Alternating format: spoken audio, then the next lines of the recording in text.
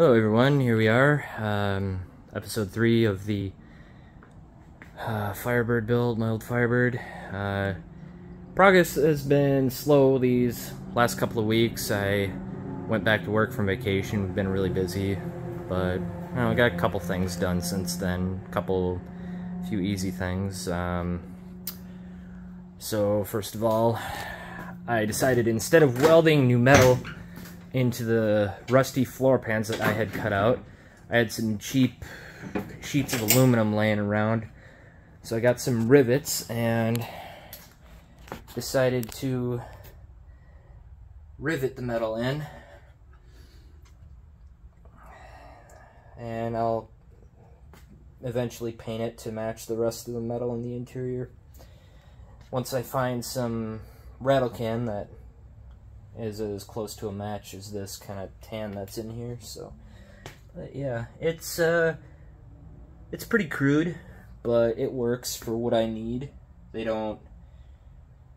really don't care about stuff like this in tech inspection on the circle tracks that I race at. But let me be clear that there is no way in hell that this would pass tech at a drag strip. So for those of you who favor drag racing, I wouldn't do it this way. I'd do it properly, but this way I covered cut out all the rust in the floorboards and have new metal in there for about $15 worth of stuff. Like $8 worth of metal that I had laying around, $6 worth of rivets.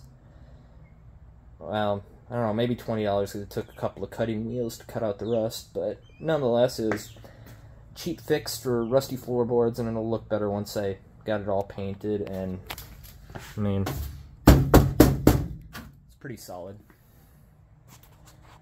So yeah, that'll work. So I got all that taken care of. Then I wanted to dress up the engine a little bit.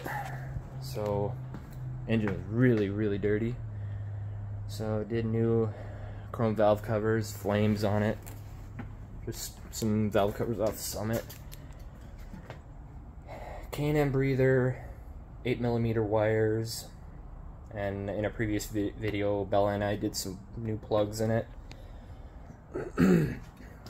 And just, you know, stuff to dress it up. I cut out and removed a lot of unnecessary wires and hoses that the previous owners had run around for no reason. Like this bypass hose right here. They had it running way the hell over here, all around, and then back up to here, which was, I don't know, stupid. But yeah, chrome alternator bracket.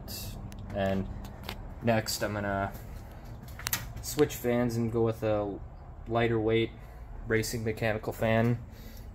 It'll be aluminum instead of steel, and it'll be smaller fins, but the way it's designed, it should pull even more CFM than the big one that I got now. And yeah, it looks a hell of a lot better. If some of you had seen the pictures of the engine when I first got it back, it looks like a completely different engine for really not that much work. And I also discovered that the previous owners pulled off my old cylinder heads. I had the old 461 Fuelie heads, and I had those for a while. Then I went aftermarket after that, but the Fuelie heads were the ones I had on it originally, and they put what the hell, these 624 heads on it, which are 76mm, and the aftermarket heads that I had on before, I believe they were either 56 or 58mm chamber CC actually. So I don't know why I was saying millimeter, but yeah, they were, I think, 58 cc, and these are 76. So compression ratio on it is much lower than it was before. But and these heads are also prone to cracking as well. They don't appear to have any cracking right now, so they're fine, but I'm gonna swap them out anyways. I'm gonna either try to find some old camel hump heads or the old Fuelie heads. I might go aftermarket if I can find a pair cheap enough. I don't want to go too crazy on the cost of that, because, you know, cylinder heads, they can get expensive real quick if you want to get the best of the best.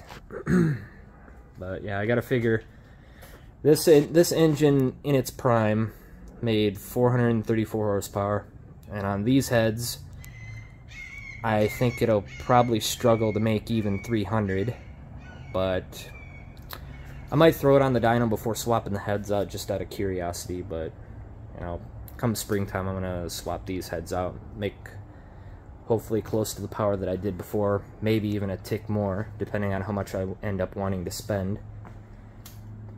And so that's kind of all I've done these last couple of weeks, and not sure what the exact next step is, but I think I'm going to pull the window tint off, because that's a visibility problem on the circle tracks, because we race at night.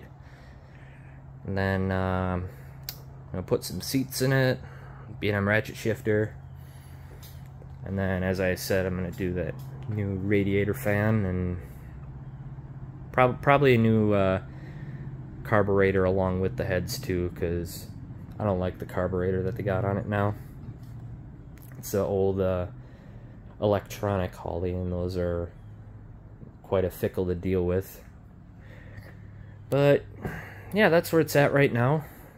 Not a whole lot of money been spent. Been doing it on a pretty good budget, actually. As I said, I put new metal on the floorboards for a total of about $20 at the most, and the valve covers, the plug wires, the alternator, the chrome alternator bracket, and the breather and all that, all in, I'm probably $175 for all that. So yeah, about $200 for all that, which is not bad at all in the grand scheme of things. It's going to get really expensive when I get to the cylinder heads and then the wheels and tires, but until then I'm just getting all the cheap stuff out of the way first.